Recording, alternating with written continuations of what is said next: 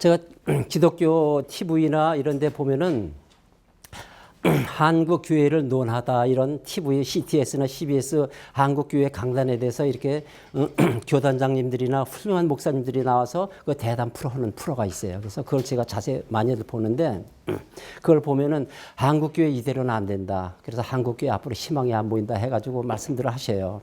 뭐 유치부 뭐 소년 청소년부들이 다 문을 닫고 지금 교회가 앞으로 어떻게 유럽을 닮아간다는 이런 말씀도 하시고 여기에는 여러 가지 이유가 있습니다만은 그 얼마 전에 이 가나안 성도들의 여론조사를 한 것이 나왔어요. 여론조사를 한 거 나왔는데 보니까 두 가지인데 50대 50으로 나왔는데 첫째는 뭐냐면은 교회 문제가 첫째고 두 번째는 목회자 자질 문제로 이렇게 두 가지로 나누는데 50대 50이에요. 그래서 교회 문제를 보면은 교회의 어떤 투명성 문제라든가 또 교회의 어떤 재정 문제 또 목회자 자질 문제, 비리 문제 이런 문제가 50을 차지했어요. 50%. 그러고 나머지 50%는 목회자 설교 부족이라고 나왔어요. 이 성도들이 이 자기 그 영혼의 위안을 얻지 못하고 위로를 받지 못하니까 교회를 떠나가는 거예요. 그래서 이 가난한 성도들, 안 나가는 성도들의 그 여론조사를 한 거 보니까 얼마 전에도 계속 이런 프로테이지가 계속 나오더라고요. 그래서 제가 이것을 생각을 하면서 왜 그럴까? 근데 이건 다 우리가 고칠 수 있는 문제예요. 고칠 수 있는 문제. 이걸 엉뚱한 데서 지금 이걸 찾고 있는 거예요. 지금 이것이. 교회의 기본 말씀에서 말씀이 변하면 되는데 교회의 말씀은 변할 생각은 안 하고 자꾸 어떤 외부 환경을 자꾸 변하게 해서 이걸 교회를 하려고 하는데 될 수가 없어요. 말씀이 변하지 않으면. 말씀으로 돌아가지 않으면 그렇게 될 수가 없어요. 이 설교가 변화되어야 되는데 설교가 변화되면은 성도들이 변하고 교회가 변화가 되는데 이 설교가 성도들을 변화시켜주지 못하니까 자꾸 떠나가는 일이 있고 교회 부흥이 안 되고 변화가 안 되는 거예요. 앞으로 가면 갈수록 이런 일들이 더욱 심화가 될 것입니다. 지금 우리나라에 개신교가 들어온 지 130년 됐습니다. 130년이 되는데 지금 그런데 강단 설교 지금 100년이 지나도록 똑같은 설교에 큰 변화가 없어요. 강단 설교. 설교가 변해 이 성도가 변하고 교회가 부흥이 되고 교회가 변화가 되는 건데 그것이 없어요. 지금. 즉 왜 그러냐 뭐냐 왜 십자가 설교만 하고 있기 때문이에요. 여러분 절대 잘못은 아니에요. 그러지만 오해하지 마시기 바랍니다. 십자가에서 다시 살아나신 부활의 생명을 성도들의 마음에 심어주는 설교를 해야 하는데 그것이 없는 거예요. 그것이. 그러니까 성도들의 믿음이 진전이 없고 십자가 신앙 안에서 그냥 머물러 있는 거예요. 다시 말씀드리지만 잘못됐다는 말 절대 아닙니다. 오해하지 마시기 바랍니다. 예수님께서 나의 죄를 대신해서 십자가에 죽으심으로 영원히 우리가 구원받았다라는 것은 영원히 변찮은 아주 만고불변의 진리예요. 이것은. 이러한 십자가 구원에 대한 기본 신앙은 예수 믿는 사람이라면 조그만 코올리 있겠죠. 어린애서는 다 알고 있는 사실이에요. 이것은. 그리스도의 기본 상식이에요. 이거는. 여기서 설교가 부활의 설교로 나가야 되는데 그것 없이 십자가에서 그냥 구원 설교로 다 끝이 나고 마는 거예요. 성경상에서도 예수님이 십자가에서 못 박히고 부활로 다 들어가야 되는데 부활에 안 들어가고 십자가의 구원 설교로 다 끝나고 말아버리는 거예요. 더 변화가 없는 거예요. 이것이 100년, 130년 동안 있으니까 성도들이 자꾸 테두리 안에서만 있고 바깥으로 나가지를 못하고 있는 것이 이게 제일 문제예요. 이것이. 자, 여러분. 믿음의 최고 절정은 예수님의 부활입니다. 십자가의 구원의 구심점이 아니라 십자가에서 죽으시고 부활하신 예수님이 사망과 생명의 구심점이 되는 것입니다. 이 십자가는 멸망과 구원을 상징하는 그냥 사형도구일 뿐이에요. 그런데 우리는 십자가의 그 초점을 두고 십자가만 강조하고 있는 설교를 하고 있는 것이에요. 거듭 말씀드리지만 잘못되었다는 말 아니에요. 우리가 십자가 설교에 의해서 죄사함도 받았고 의인이라는 말도 칭함을 받았고 교회 성장도 되었어요. 그리고 병나음도 입었고 또 기적도 체험했고 축복도 받은 그런 믿음 생활을 해나가고 있어요. 지금도. 그러나 여러분 십자가의 진정한 본질과 십자가에서 우리를 구원하신 목적이 부활에 있다는 진리는 잊고 있는 것이에요. 내 자신이 죄사함 받았다는 것은 고백하는데 예수와 함께 부활해서 의인이 된 그 영광을 깨닫지 못하고 있는 것이에요. 나의 옛사람이 예수와 함께 십자가에 못 박혀 죽었는데도 우리는 죽음으로 끝난 십자가만 지금 붙들고 있는 것이에요. 그러니까 성도들이 부활의 생명을 잉태치 못하고 십자가 신앙 안에서 진전되지 않는, 변화되지 않는 믿음 생활을 계속 해나가고 있는 거예요, 지금. 지금 한국교회 큰 교회나 작은 교회나 훌륭한 목사님들이나 설교 잘하시는 목사님들, 모든 목사님들 보면은 십자가에서 조금 더 깊이, 조금 더 넓이의 차이일 뿐 다 거기서 거기에요. 그 위에 부활의 한 차원 더 나가야 되는데 이걸 하시는 분들이 하나도 없어요, 한국에 지금.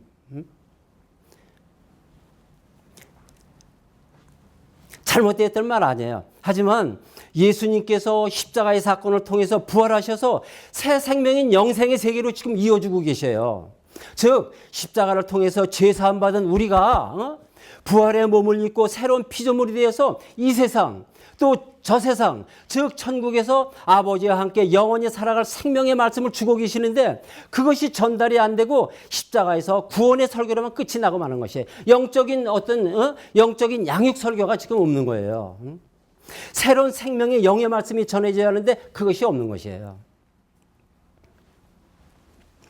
여기서 설교가 변해야 된다는 것은 우리 죄를 위해서 십자가에서 못 박혀 피 흘리신 십자가 설교에서 거듭 태어난 새로운 피조물이 된 부활신앙의 설교를 하라는 것이에요.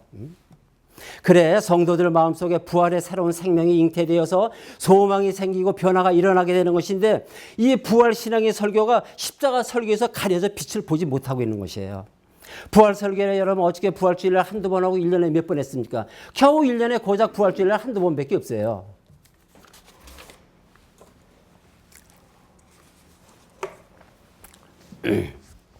사실 이거 제가 논문 형태로 써서 논문을 제출하려고 그랬는데 성령님께서 일단은 많은 분들한테 일단은 전해라. 그래서 지금 이걸 지금 설교 형태로 해서 지금 하고 있는 것입니다.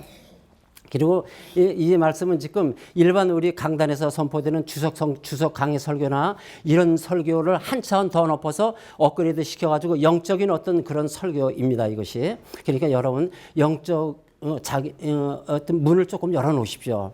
하나님을 아는 채널에는 내가 어떤 신학적으로다, 내 경험적으로다, 내 환경적으로다 어떤 아는 채널이 많아요. 그런데 오늘 이 새로운 채널을 통해서 또 새로운 영의 지식을 여러분들이 한번 알았으면 좋겠습니다. 이 말씀이 좀 틀리다고 그래갖고 문을 닫아버리면 성령님이, 보혜사 성령님이 들어갈 자리가 없어요. 일단은 문을 오픈시켜 놓고 나중에 체킹되는 거 체킹해놨다가 말씀을 보고 한번 대조해 보시기 바랍니다. 그렇다고 제가 뭐 성경에서 삐뚤어 나간다는 건 아닙니다.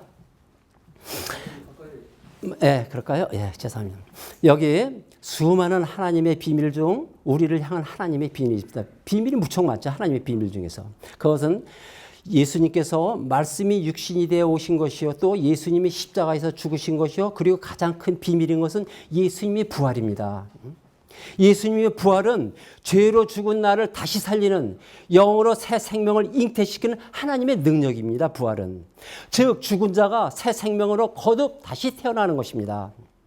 새로운 피조물이 되는 것이죠. 그러므로 우리가 반드시 그 부활의 예수 안으로 들어가야만이 그분의 영으로 부활해서 우리가 거듭 새롭게 태어나는 것입니다. 만약 우리가 십자가에서 벗어나서 부활의 예수 안에 거하지 못한다면 우리는 예수님께서 십자가에 달리심으로 율법의 저주 아래 있는 우리의 죄를 속량하시고 무덤에 들어가서 부활하셨음에도 불구하고 우리는 반드시 십자가에 달리신 예수님만 바라보고 주님이 내 죄 때문에 돌아가셔서 주님이 나 때문에 십자가에서 못 박히셔서 얼마나 아프셨을까라는 이런 죄인으로서 저주의 십자가 아래 죽은 상태에 머물러 있을 뿐 새롭게 태어나는 부활의 생명을 얻을 수가 없는 것입니다. 여러분, 부활의 생명 안에 들어가지 않으면 죽은 상태에 있는 것이에요.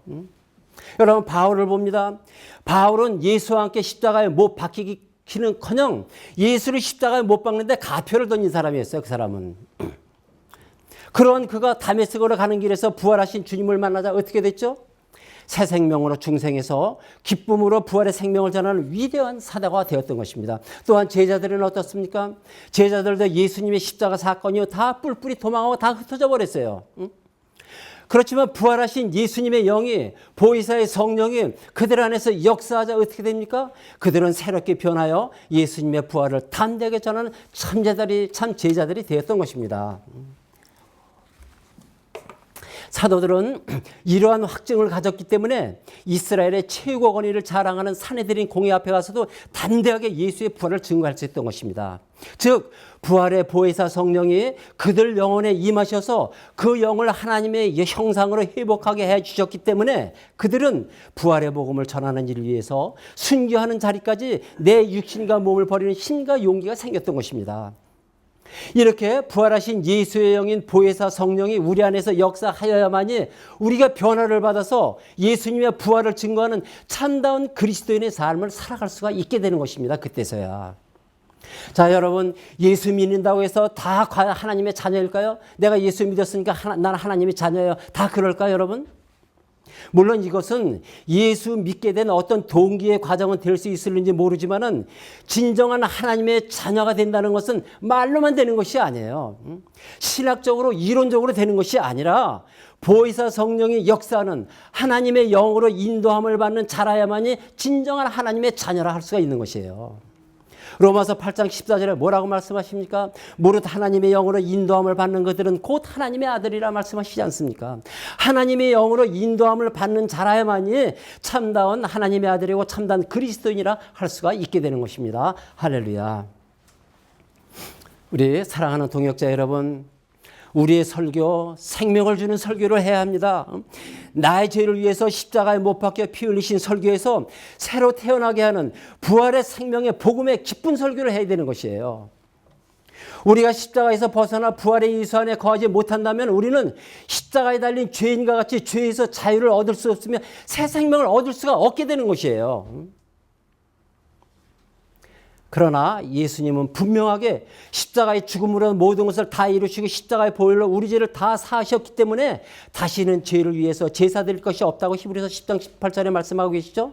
또한 예수님은 십자가에서 다 이루셨다고 말씀하셨어요. 뭘 다 이루셨습니까? 구약의 율법도 십자가에서 다 이루셨습니다.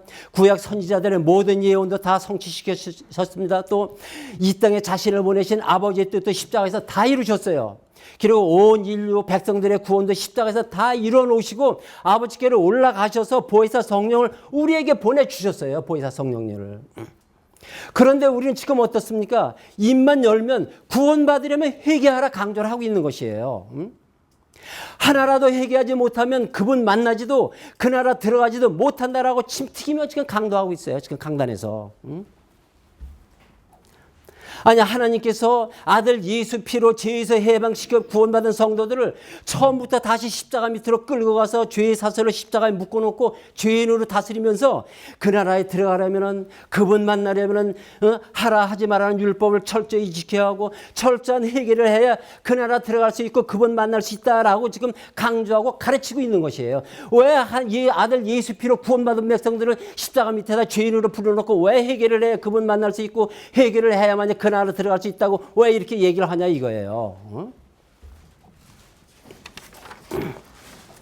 구약에서 하나님과의 만남은 내가 성막들을 지나서 번제단을 지나서 물두멍과 금초대를 지나서 떡상 앞 또 향단을 거쳐서 지성소로 그분을 만나러 가는 길이 우리가 가는 길이었어요.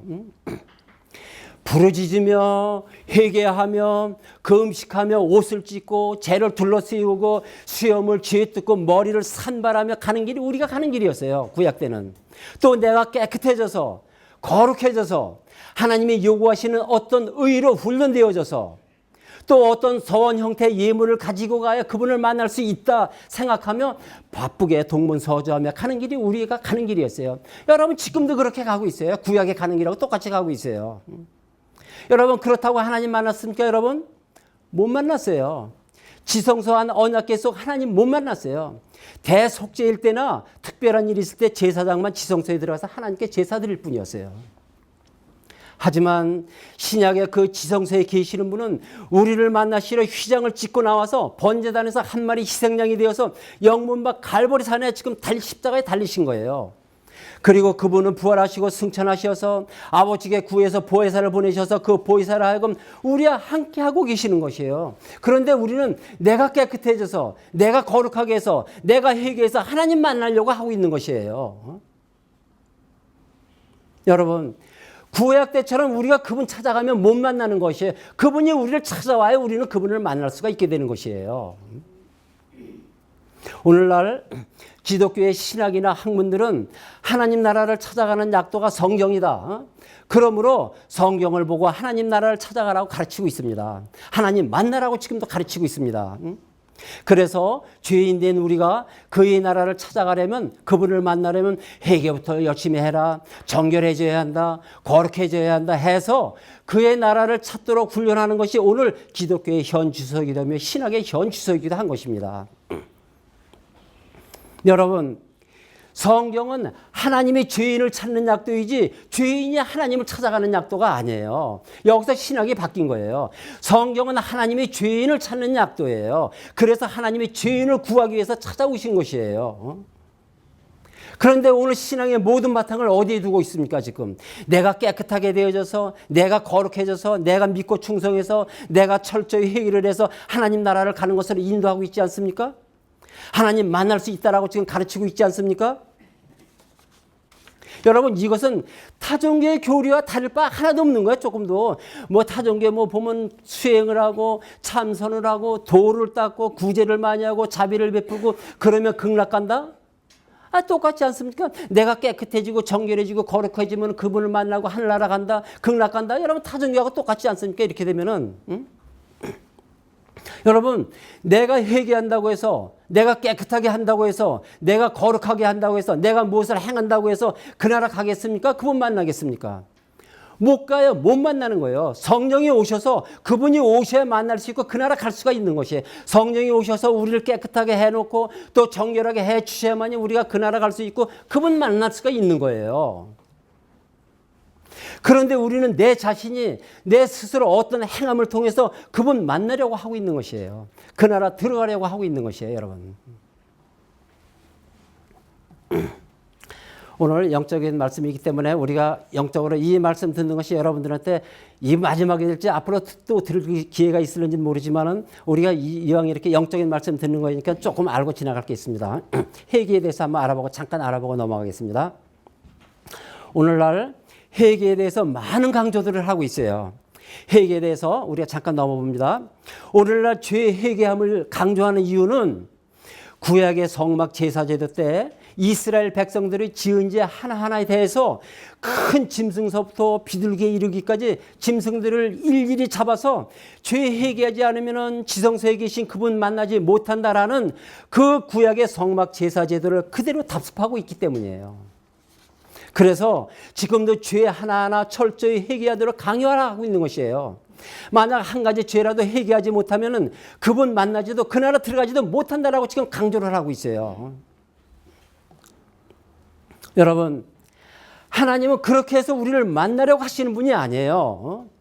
하나님께서는 아들 예수의 피로 우리를 깨끗이 사해 주시고 그것도 모자라서 당신의 피로 우리 죄를 보이지 않도록 도말시켜 주시고 가리워 주시고 둘러세워 주시고 덮어세워 주셔서 아예 우리 죄를 볼 수도 없게 하시고 우리 죄를 인정치도 아니하시고 우리를 만나 주시는 것이에요. 그런데 이러한 복음을 모르고 지금도 구약의 성막 제사 제도를 계속 강요를 하고 있는 것이에요. 자, 다 좋습니다. 그러면 여러분, 우리가 회개한다고 해서 그러면 우리 죄가 사해지겠습니까? 우리가 회개한다고 해서 우리가 의로워지겠습니까? 여러분, 우리가 죄 회개한다고 해서 그 죄가 사해진다거나 의로워진다면 세상에 죄 있는 사람이 얼마나 될 것이며 의롭지 않은 사람이 어디에 있겠습니까? 세상에.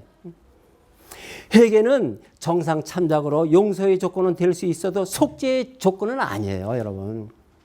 만약 우리가 회개한다고 해서 우리 죄가 없어진다면은, 우리가 의로워진다면은, 그럼 예수님이 십자가에서 흘리신 피는 뭡니까, 여러분? 붉은 페인트입니까? 붉은 색소를 탄 물감입니까, 그러면? 회개를 해서 우리 죄가 없어지고 우리가 의로워진다면은 예수님이 십자가에서 달려서 흘린 피는 그게 뭐야? 허탕이에요? 그건 뭐예요? 응? 여러분, 우리가 회개한다고 해서 우리 죄가 없어진다면, 우리가 의로워진다면 예수님의 흘린 피는 아무 소용이 없게 되는 것이에요. 십자가가 소용이 없게 되는 것이에요. 여러분, 우리 인간의 삶이란 철저한 온전한 회개가 이루어지지 않는 것이에요. 자, 보겠습니다. 그러면은 우리가 지금까지 지은 모든 죄 어제녁 다 회개했어요. 주님, 이런 죄 저런 죄 용서해 주세요. 알고도 지은 죄 모르고도 이제 와르륵 다 쏟아냈어요. 방언이고 뭐가 다 쏟아냈어요. 없어요. 자, 그러면은 여러분, 오늘서부터 짓는 죄서부터 회개하면 되는 것 아닙니까? 그러면은, 응? 어저께까지 지은 거 다 회개했어요? 없어요. 그럼 오늘서부터 짓는 죄서부터 회개하면 되는 것 아니냐고요. 응? 그런데 그것이 아니지 않습니까? 또 옛날부터 지은 죄 다시 꺼내서 처음부터 다시 회개하고 있는 것이에요. 응? 여러분, 제가 드리는 말씀은 죄를 회개하지 말라는 것이 아니에요. 우리가 어떤 죄의 제목을 갖고 반복해서 죄를 회개하는 것보다도 나의 모든 죄를 다 사해 주신 그 십자가 은혜 속으로 그 죄의 제목을 갖고 바로 들어가려는 것이에요. 바로. 구약의 성막 제사 제도처럼 계속 반복해서 희생 제사를 드리지 말고 십자가에 못 박혀 우리 죄를 단번에 없이하신 그 주님 복음 안으로 들어가려는 것이에요. 복음이 뭡니까? 우리 죄를 다 짊어지고 십자가에 못 박혀 돌아가신 그 십자가 복음 안으로 들어가려는 것이에요. 주님께서 나의 모든 죄를 다 사해 주셨다는 믿음의 확신을 갖고 거듭 태어난 부활의 생명 안으로 들어가서 자유하며 기뻐하며 찬양과 감사를 드리라는 것이에요. 그래, 나는 너네들이 뭐라고 해도 나는 죄사함 받았어. 너네들이 나를 정죄하더라도 나는 죄사함 받았어. 하나님께서 나의 모든 죄를 다 용서해 주셨어. 이런 죄 확신을 갖고 감사와 기쁨으로 들어가려는 것이에요, 여러분. 그렇게 하면 훨씬 더 나의 삶에 평안과 희락이 빨리 찾아올 텐데 우리는 그것이 아닌 어떤 과정을 통해서 그 기쁨과 평안을 찾으려고 하니까 많은 시간이 소요될 뿐 아니라 시험에 들어서 몸도 마음도 그만 지치게 되는 거예요. 시험에 들어버리는 거예요. 히브리서 10장 17절에 보면은 또 저의 죄와 저의 불법을 내가 다시 기억하지 아니하리라 말씀하고 계세요.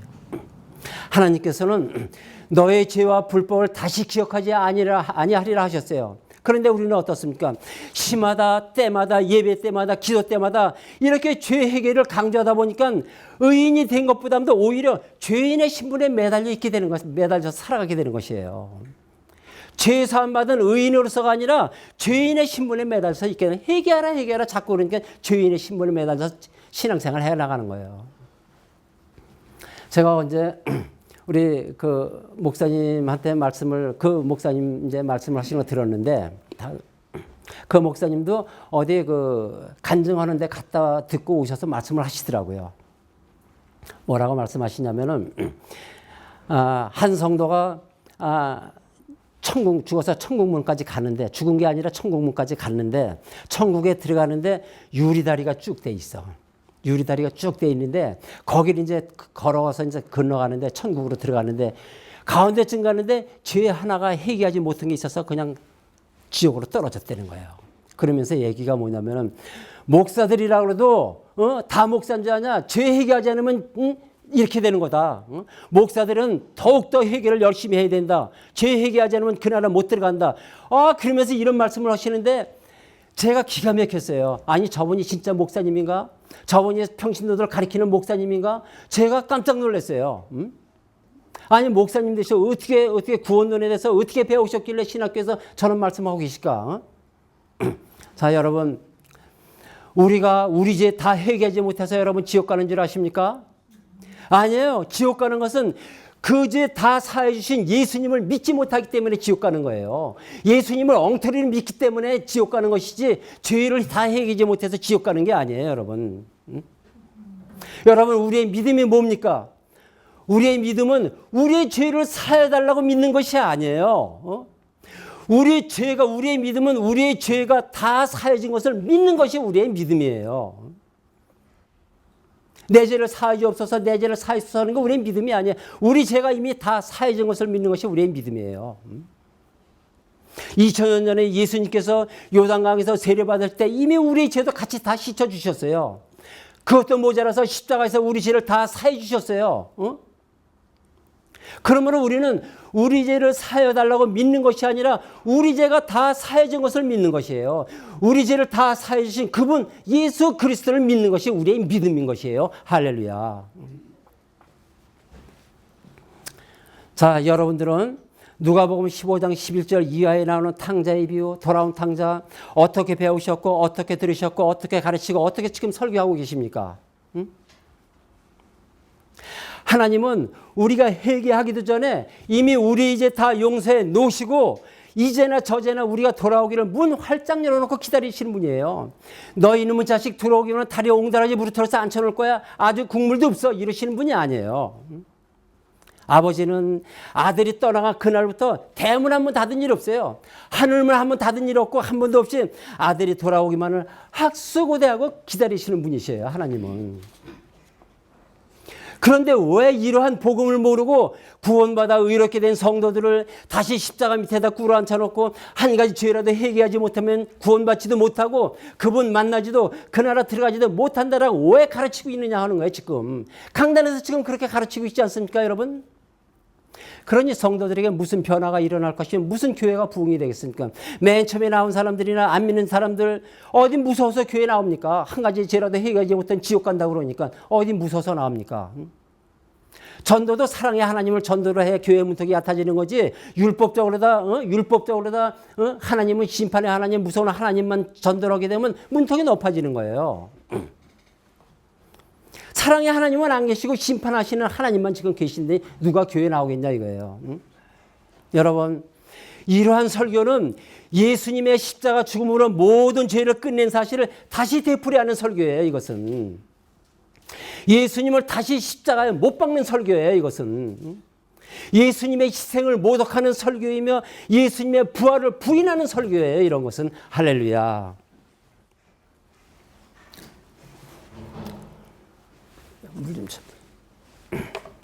자, 히브리서 10장 10절에 보면은 이 뜻을 쫓아 예수 그리스도의 몸을 단번에 들이심으로 말미암아 우리가 거룩함을 얻었노라 이렇게 말씀하시고 계세요.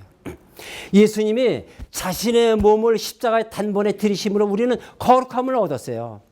이 뜻을 쫓아 예수 그리스도의 몸을 단번에 들이심으로 말미암아 우리가 거룩함을 얻었노라. 얻을 것이 아니라 얻은 것이에요.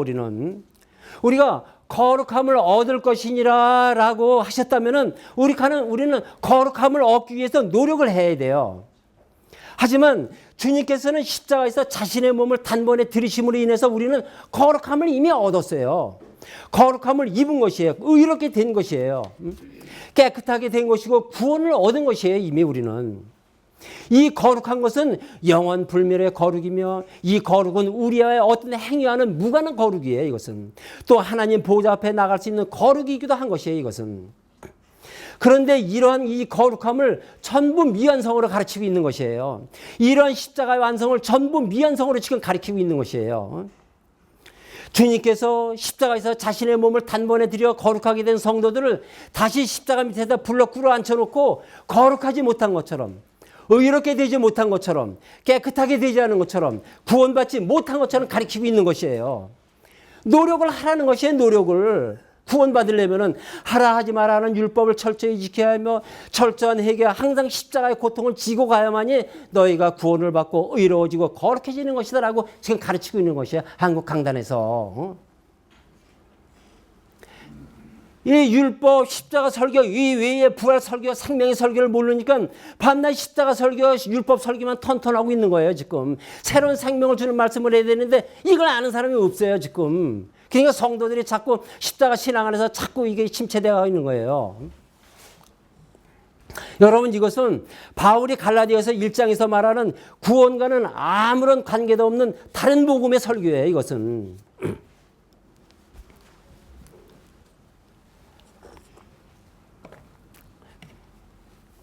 여러분 예수 그리스도는 우리가 무엇을 하고 안 하고 해서 구원을 주신 분이 아니에요. 또 우리의 어떤 대가를 통해서 구원을 주신 것도 아니에요. 그리스도는 우리를 은혜로 부르시고 은혜로 구원을 주신 것이 베푸신 거예요. 여기에는 어떤 이유가 고 어떤 조건이 없어요. 여러분들 구원받는데 어떤 이유가 있고 어떤 조건이 있어서 구원받았습니까? 없어요. 구원받는데 어떤 이유도 없고 어떤 조건이 없어요. 그리스도는 우리를 은혜로 부르시고 은혜로 구원을 베푸신 것이에요. 그리스도는 우리의 죄를 먼저 다 용서해 놓으셨어요. 그리고 용서해 놓으신 그 사랑을 십자가로 확증하시고 하나님의 구원 계획을 십자가로 다 이루시고 우리를 부르신 것이에요. 이미. 그러므로 그분이 나를 위해서 십자가에서 죽으셨기 때문에 내가 이렇게 의인으로 살아가는 것이에요. 그리고 그분의 의로운 죽음 때문에 내가 영화롭게 된 것이며 부활하신 그분의 영으로 내가 거듭났기 때문에 죄인의 신분이었던 내가 의인의 신분으로 변화돼서 그분의 자녀가 된 것입니다. 그리고 그분이 나를 성전 삼고 내 안에 계심으로 나는 그리스도의 신부가 되어서 그분과 하나로 연합되는 영원한 부활의 생명을 소유하게 된 것이에요. 할렐루야. 즉 예수의 영이 없이 살던 나의 옛 주인이었던 육은 십자가와 함께 죽어버렸고 부활하신 새 주인인 그리스도의 영과 함께 지금 더불어 우리 살아가는 것이에요. 이런 복음의 기쁜 소식을 모르고 예수님의 피값으로 다 의인이라 인쳐주신 성도들을 다시 십자가 밑에다 불러 죄인 만들어 놓고 이미 폐하해진 율법으로 다 철저한 행위와 철저한 회개를 하고 나면 구원이 이루어진다는 것이에요. 죄사함을 받는다는 것이에요. 의로워진다는 것이고 거룩해진다는 것이에요. 여러분 이것은 복음을 비틀고 다른 뜻으로 곡해하는 다른 복음이지 결코 그리스도의 참된 복음은 아닌 것이에요. 바울은 갈라디아서 1장 8, 9절에 이러한 다른 복음을 전하는 유대 율법주의자들을 향해서 아주 강경한 어조로 뭐라고 얘기를 하고 있습니까? 저주를 하고 있어요. 그것도 이 짧은 문장에 2번씩이나. 우리가 너에게 전한 복음 위에 다른 복음을 전하면 저주를 받을지어다. 만일 누구든지 너에게 받은 것 외에는 다른 복음을 전하면 저주를 받을지어다. 이렇게 얘기했어요. 바울은 하늘로부터 온 천사라도 다른 복음을 전하면 저주를 받는다 단호하게 말하고 있어요. 철저한 행위와 철저한 회개를 나오면 구원이 이루어지고 죄사함을 받고 의로워지고 거룩해진다는 이런 다른 복음을 지금 전하고 있는 자들에게 저주를 받는다고 얘기를 하고 있는 것이에요. 자, 여러분들 중에 혹시 내가 교회에서 전도도 열심히 해요. 복지사업도 아주 열심히 하고 교육도 열심히 가르쳐요. 무슨 교육, 제자 교육도 열심히 가르쳐요. 그렇게 열심히 하는데 교회가 좀처럼 회복이 안 돼. 열심히 하는데도 회복이 안 되고 부흥도 안 되고 이상하게 어려움과 문제들이 계속된다면 여러분 설교 검토 한번 해보시기 바랍니다. 혹시 내가 다른 복음을 전하고 있는지 한번 설교 검토해 보시기 바랍니다. 그리고 갈라디아서 1장 다시 한번 읽어보시기 바랍니다. 할렐루야. 또 십자가의 고통을 항상 짊어지고 살아가고 가르치고 있어요. 십자가의 고통을 항상 짊어지고 하라고. 말끝마다 예수님이 십자가에서 고통을 당하셨으니까 우리도 그 고통을 짊어지고 살아가야 한다고 가르치고 있어요. 요새 고난주간 사순절 아주 예수님이 그 십자가의 그 고통을 지고 갔으니까 우리도 그 고난을 지고 가야 된다고 정말 귀에 귀딱지 않도록 지금 들었을 거예요. 이번에. 여러분 우리가 왜 예수님이 지신 고통을 왜 우리가 져야 됩니까? 왜?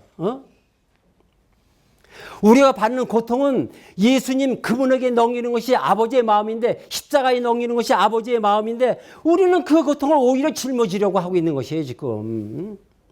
주님께서 당하신 고통을 내가 일부라도 짊어지고 신앙생활 해나가는 것이 마치 어떤 주님의 은혜에 다소나마나 보답하는 길이라고 해서 그 고통을 내가 스스로 자초해서 당하기도 합니다만 여러분 그것은 잘못된 거예요.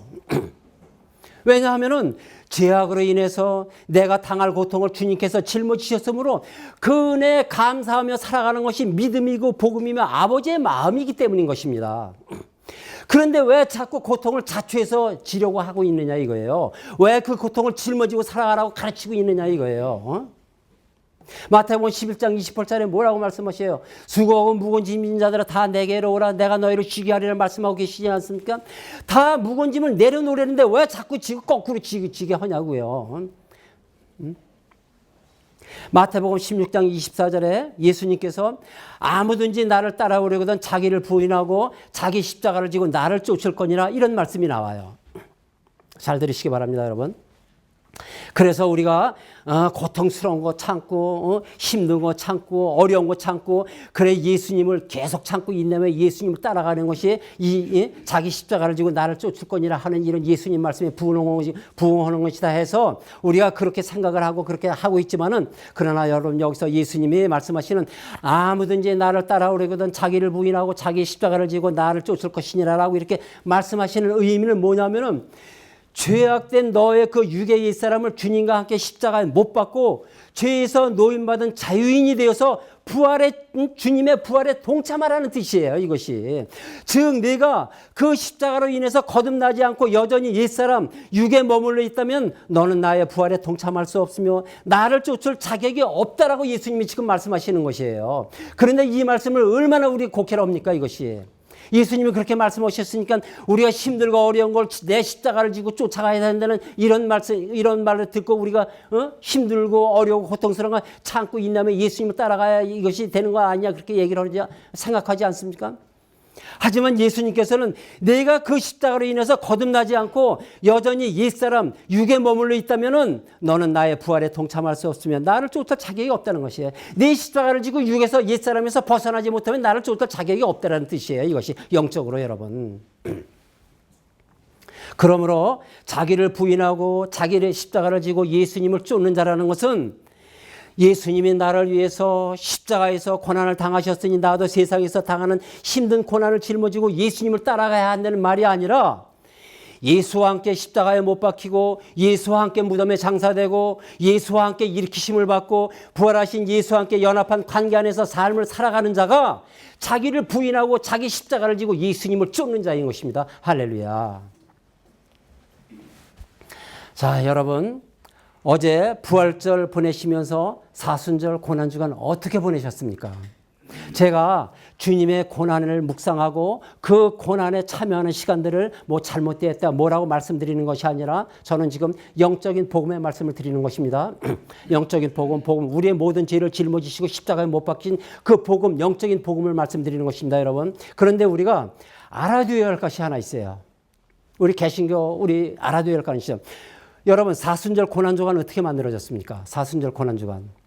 AD 323년에 로마가 기독교 국가를 승인해 받아들였잖아요. 그리고 나서 AD 325년에 이 로마 황제 콘스탄티누스가 이 대제가 이 기독교 신앙을 명문화하려고 니케아 회의를 소집했어요. 그 당시에는 동로마 서로마로 갈라져 갖고 세계 평화 기구라는 그 니케아 회의를 소집했는데 문헌에 보면 600명 내지 700명의 동로마 서로마의 리더자리에 참석했다고 그래요. 거기서 이 콘스탄티누스가 큰 일도 했어요. 십자가형도 폐지를 했고 검투사도 폐지해버리고 또 일회일도 정했고 또 죄인들 이마에 화인 찍는 것도 다 없애버렸어요. 콘스탄티누스가 큰 일도 했어요. 그리고 거기에 부활절을 정했어요. 부활절 정할 때 이 사순절하고 고난주간이 따라오게 된 거예요. 왜 따라왔느냐?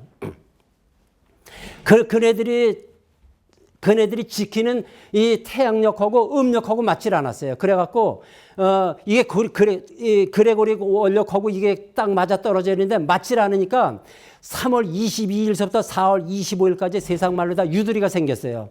유두리가 생기니까 거기다 뭘 넣냐면 사순절하고 고난주간을 만들어 놓은 거예요.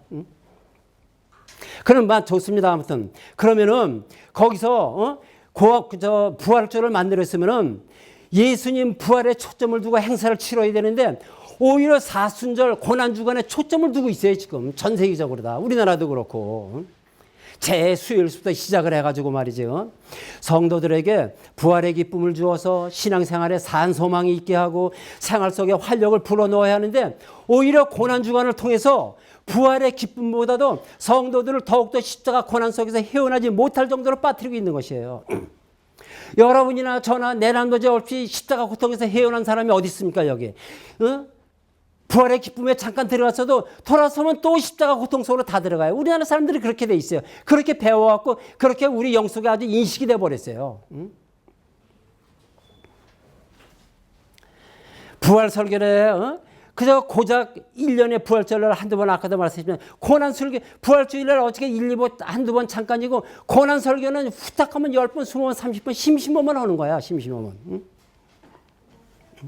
그러니까 성도들의 무슨 변화가 있고 무슨 부활의 생명이 그들 영혼 속에 태동이 되겠습니까? 여러분 하긴 그래야 교회에 원하는 것들이 얻어지는 것이에요. 그래야만이. 왜? 당시 카톨릭 그 성당 지어가는데 그 사람들이 돈이 없어서 뭐 30년, 100년, 200년 그렇게 딜레이 시키면서 그 교회 성당 지어가는 줄 아십니까? 돈이 없어서? 아니에요. 세상 속된 말로 다 어떤 건수 속으로 지분의 백성들에서 주머니에서 나온단 말이에요, 이것이. 지금도 성당 짓는 거 아직 ING가 있잖아요. 현재 진행이 있잖아요. 완성 안 되고. 왜 자꾸 뭔가 어떤 이런 문제를 줘서 그 문제 속에다 집어넣어 나오는 거예요. 지금 우리나라에서도 지금 영적으로 보면 그래요. 고난주간에 뭐 너무 저거 앞서가는 것 같지만은 고난주간에 보면 특세다 뭐다 해가지고 말이지 교회에 문제 있는 것들 고난주간에 다 없애버려요. 십자가 속에서 들어갔고 흐느끼는 그 속에 교회에 문제 있는 거 다 없애버려요. 또 교회 재정 문제 다 충당이 돼요. 목회에서 잘못된 거 그 사이에 다 없애버려요. 여러분 영적으로 우리가 체킹을 할 수가 있어야 돼요.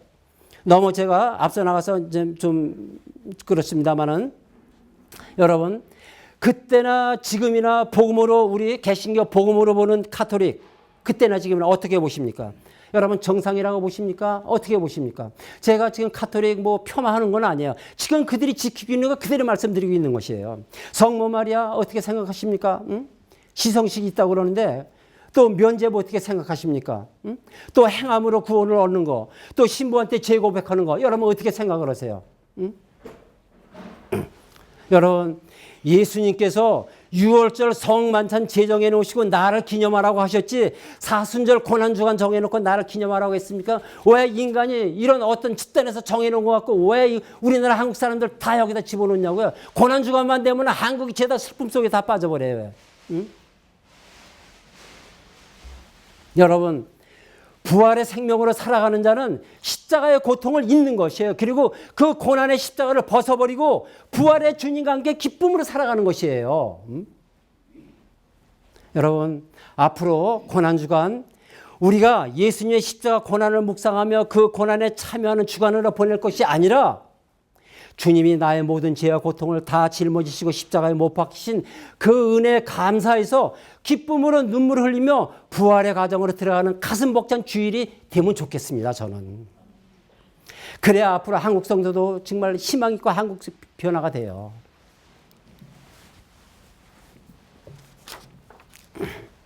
사랑하는 동역자 여러분, 예배의 본질이 무엇입니까? 예배의 본질. 예배의 본질은 구원받아서 죄에서 자유한 의인들이 살아 부활하신 예수 그리스도의 영광과 함께 연합해서 아버지께 영광과 찬양을 드리는 신랑 되신 예수님과 함께 연합해서 아버지께 영광과 찬양을 드리는 혼인잔치를 의미하는 것이에요. 예배의 본질은. 구약 때처럼 성막에서 짐승 잡아 죽은 제사를 드리는 것이 아니라 부활의 기쁨으로 새 생명으로 거듭 태어난 의인들이 사한제사로 드리는 축제, 이것이 예배의 본질인 것입니다. 그러므로 우리의 주일 예배 부활의 축제가 되어야 되는 것이에요. 기쁨이 있어야 되는 것이에요. 야 정말 예수님이 다시 살아나셨나 봐. 예수님이 다시 살아나셔서 우리 생활 속에 왔어. 우리 삶 속에 오셔서 이런 환희가 우리가 생활과 말씀 속에 있어야 되는 것이에요. 이런 것이. 그런데 왜 그렇게 되지 못하고 유대인들처럼 거룩하게 안식일을 거룩하게 지켜라 하니까 거룩하게 지켜라 왜 율법으로 돌아가고 있냐고요. 여러분 그것은 부활을 온전히 믿지 못하기 때문에 그런 것이에요.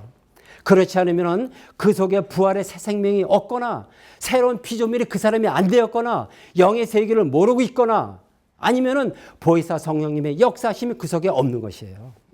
그러니까 생명을 주는 설교가 아니라 율법에서 설교자로 끌어서 밤낮 하라 하지 마라 하는 그런 설교만 계속하고 있는 것이에요. 나의 옛사람이 주님과 함께 십자가에 못 박히고 거듭 새로 태어난 부활의 생명 안으로 들어가야 되는데 그렇지를 못하니까 율법 설교만 계속하게 되는 것이에요. 생명 설교를 알아야지. 자 여러분 이제부터 부활의 생명 속으로 잠깐 들어가고 조금 이따 이제 저 잠깐 쉬었다 하겠습니다. 부활의 생명 속으로 들어가 보자고 합니다. 만문을 좀 열어놓으시기 바랍니다. 누가복음 24장 48절에 보면은 너희는 이 모든 일의 증인이라 이런 말씀이 나와요. 예수님의 순환과 죽음 그리고 부활을 목격하였고 그 의미를 성경으로 근거로 하여 깨닫고 눈이 밝아져 마음에 열리게 된 그 제자들에게 예수님은 지금 지상 최대의 명령을 증인하는 증인이 될 것을 선포하고 계셔요. 너희는 이 모든 일의 증인이라. 여러분 증인 무슨 말입니까? 법적 용어죠. 증명을 하는 사람, 증거인, 즉 과거에 경험한 사실에 대해서 진술하도록 명령을 받은 소송 당사자가 아닌 제3자를 말해요. 너희는 내가 채찍에 맞고 가시면류관을 쓰고 수 없는 조롱과 순환을 당한 것과 못 박혀 죽은 것과 내가 다시 살아났다는 것, 부활을 목격한 것을 세상 땅끝까지 증명하는 증거하는 내 증인이 되라는 것이에요. 너희는 온 천하 만민에게 이 부활의 복음을 증거하라.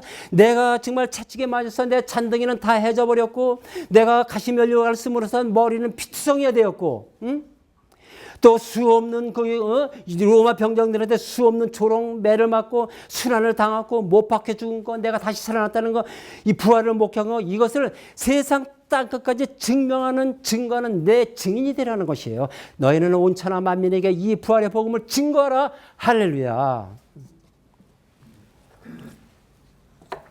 여러분, 연역적 설교 방법으로 남이 그 좋은 말만 뽑아서 전달하려 하지 마십시오, 여러분. 생명 없는 말만 유창하게 늘어놓는 달변가 설교처럼 되지 말라는 거예요. 성령 체험 없이 신학적으로 이론적으로만 전하는 신학자 설교처럼 되지 말라는 것이에요. 살아 역사하시는 부활의 생명의 말씀을 선포하시는 사역자가 되시길 바랍니다. 할렐루야. 살아 역사하시는 부활의 생명을 증거하는 그런 증인의 사역자가 되시길 바랍니다. 너희는 온 백성 앞에 이 모든 일의 증인이라. 그러므로 너희는 온 천하에 다니며 만민에게 이 부활의 복음을 전파하라. 이 부활의 복음을 증거하라. 할렐루야. 또 마태복음 27장 63절에 보면은 주여 저 유혹하던 자가 살았을 때 말하되 내가 사흘 후에 다시 살아나리라 한 것을 우리가 기억하나오니 이런 말씀이 나와요. 대제사장, 장로, 서기관들은 예수님이 살았을 때 내가 죽고 사흘 후에 다시 살아나리라 한 것을 말한 것을 기억을 해요. 이들은. 또 예수님을 십자가에 못 박은 자들은 예수님이 다시 살아날까 봐 무덤 있고 돌로 임봉하고 지금 지키고 있어요. 또 부활을 목격한 여인들은 여기지요 저기 뛰어다니면서 살아나셨다. 살아나셨어. 예수님이 살아나셨어요. 십자가에 못 박혀 피 흘리시며 돌아가신 예수님이 죽은 자 가운데서 다시 살아나셨어요. 그 수많은 십자가형에 의해서 죽었던 사람들 중에 예수님과 같이 양옆에 죽었던 강도들 중에서도 살아나셨어요. 그 죽었던 목사님이 예수님이 살아나셨어요. 우리의 삶 속에, 우리의 가정 속에, 우리의 일터 속에 모든 교회 매 주일마다 예수님의 부활 소식을 힘써 목이 터져라 전하는데 믿는 자 하나도 없어요. 다시 살아나신 예수님께서 갈릴리로 가면 나를 볼 것이다. 보리라 하셨다는 말을 들었으면은 제일 먼저 갈릴리로 달려갔어야 할 제자들이야. 눈썹이 휘날리고 발바닥이 타도록 갈릴리로 달려갔어야 할 제자들이었음에도 불구하고 그들은 십자가에 못 박혀 무참히 돌아가신 예수님만 생각하며 무덤의 시체 확인하러 갔을 뿐 부활을 믿지도 않고 사흘 후에 다시 살아나리라 하신 말씀도 기억하지도 않고 무서워서 다 숨어버리고 고향 내려가고 있어요. 또한 40일 동안 제자들에게 나타나 확실한 증거로 실제로 보이셨지만 그들은 아무도 믿지 않았어요. 못자국 난 손도 보여주셨어요. 창자국 난 옆구리도 보여주셨어요. 그들이 방에 모여 문들을 걸어 잠그고 불안에 떨고 있을 때도 문들을 걸어서 문이 아니고 복수 문들이에요. 여러 가지 문이 몇 겹이 있는 거 문들을 걸어 잠그고 몇 겹에 된 문들을 걸어 잠그고 불안에 떨고 있을 때도 나타나셔서 평안을 주셨어요. 길에서 나타나 함께 동행하기도 하셨고 예수님이 준비한 떡도 먹고 예수님의 손수 구운 생선도 먹었어요. 예수님은 이렇게 여러 차례 나타나셔서 확실한 증거를 보여주셨지만은 그러나 제자들은 이 부활의 큰 사건을 믿지 못해서 고향으로 내려가고 있어요. 그리고 3년 전에 예수님께서 배 오른편에 던져라 했던 3년 전에 배 오른편에 그물을 던져라 했을 때 그물이 찢어질 정도로 고기가 올라오지 않았습니까? 지금 예수님께서 3년 전에 배 오른편에 던지라 했던 그 그물을 다시 꺼냈어요. 다시 꺼내서 손질을 해서 지금 고기 잡으러 나가고 있어요. 여러분 부활 후 이것이 제자들의 상황이에요. 이 상황이 지금 우리 신앙 현실이에요. 이 상황이 오늘 우리 목회 현장이에요. 여러분 내 안에 오신 부활의 주님 만나지 못하면은 부활을 상징적으로만 믿고 있으면 이렇게 되는 것이에요. 우리라고 뭐 별다를 수 있는 줄 아십니까? 제자들과 똑같은 수준 벗어날 수가 없어요. 초월할 수가 없는 것이에요. 우리도. 응? 오늘날 세례받은 크리스천이라면 예수님의 구속의 교리를 부인할 사람이 어디에 있겠습니까? 예수님이 무덤에서 3일 만에 다시 살아나신 부활을 부인하는 사람이 어디에 있겠어요? 응? 아마 세례받은 교인이라면 의심할 사람은 아무도 없을 것입니다. 응? 그러나 부활의 체험이 없다면은 그것은 하나님 없는 그냥 자기 의지적인 믿음이요. 그냥 자기 자신이 그렇게 믿는 것일 뿐이요. 그냥 자기 자신이 그냥 하는 말일 뿐이요. 그냥 자기 의로 열심히 믿는 것일 뿐. 오직 보혜사 성령님이 오셔서 우리를 보증해 주시고 변화해 주시고 인쳐 주셔야만이 내 영이 내 마음의 육을 움직여서 십자가 대속의 교리를 진정으로 믿을 수 있게 하는 것이며 예수님의 부활을 진정으로 믿을 수 있게 하는 것입니다. 아울러 생명을 무릅쓰고 부활의 복음 메시지를 전할 수가 있게 되는 것입니다. 할렐루야. 그런데도 부활을 뒷전으로 하고 부활을 먼 장래의 소망으로만 여기고 있으니 그러니 무슨 부활의 생명의 씨가 성도들의 마음속에 태동이 되겠으며 무슨 보혜사 성령이 그 속에서 역사하겠습니까? 그러니까 십자가에 못 박혀 죽은 예수님만 전하면 말해봤댔자, 설교해봤댔자, 듣지도 않는, 지키지도 않는, 지키지도 못하는, 하라 하지 마라 하는 율법적인 설교만 반나 세계에 경일기도 하다는 거예요 지금. 하면 뭐야, 듣지도 않고 지키지도 않는 그 설교를 속에 경일기도 반납하고 있는 것이. 여러분, 예수님께서 이 땅에 성육신하셔서 십자가에 죽으시기까지 신약 성경 전체는 예수 그리스도의 부활이라는 전제 아래 다 기록된 것이에요. 모든 말씀의 바탕에는 부활이라는 개념이 깔려 있는 것이에요. 이렇게 신약 성경 전체를 통해서 부활을 나타내고 있는데도 불구하고 부활을 뒷전으로 하고 십자가에만 우리는 바탕을 두고 있는 거예요. 하나님 말씀은 언제나 예수 그리스도의 이름으로 선포되었고 예수 그리스도의 이름으로 선포된 말씀은 곧 부활하신 예수 그리스도의 능력을 그대로 행사하고 있는 것이에요. 사도행전 3장 6절에 뭐라고 말씀하십니까? 여러분 잘 들어보시죠? 은과 금은 내게 없거냐 내게 있는 것으로 내게 주느니 곧 나사렛 예수 그리스도의 이름으로 걸어라 일어날지어다. 할렐루야. 예수님은 부활하셨어요? 없어요 이 세상에. 하지만 그때나 지금이나 여전히 예수님은 보혜사 성령을 통해서 이 세상 일에 관여하고 계시는 거예요. 여러분, 보혜사 성령님은 하나님 아버지께서 간직하고 계셨던 영으로서 예수님께서 부활하시고 승천하셔서 아버지께 구해서 세상에 두고 가신 사람들과 성도들을 위해서 보내신 영이에요. 그리고 이 보혜사 영이 성도들 각자의 영 속에 들어가셔서 하나가 되어서 영원히 함께 거하고 계시는 분이에요. 그러므로 지금 이 시간에도 부활의 실체이신 보혜사 성령이 우리 삶 속에서 우리의 말씀 속에서 내 영에서 내 안에서 내 영과 하나가 되어 역사하시는데도 우리는 계속 십자가 설교에만 머물고 있는 것이에요. 잘못됐다는 말은 아니에요. 하지만은 이것은 믿음에 올라가는 믿음의 과정의 한 과정일 뿐 십자가의 본질인 부활 신앙으로 나가야 되는 것이에요. 그런데 그만 십자가 구원 설교에서 끝맺음을 하고 있는 것이에요. 영적인 양육 설교로 건너가야 되는데 건너가지를 못하고 구원 설교에서 내가 의인이 된 걸로 딱 끝나고 마는 것이에요. 여러분. 자, 여러분 언제까지 그렇게 하시겠냐 이거예요.